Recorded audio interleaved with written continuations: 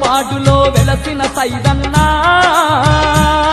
మా అండా దండా నీ ఉండాలని మల్లెల దండలు మలీద ముద్దలు దస్తులు నీకు గప్పెదము స్వామి పాడులో వెలసిన సైదన్నా మా అండా దండా నీ ఉండాలని మల్లెల దండలు మలీద ముద్దలు దస్తులు నీకు గప్పెదము స్వామి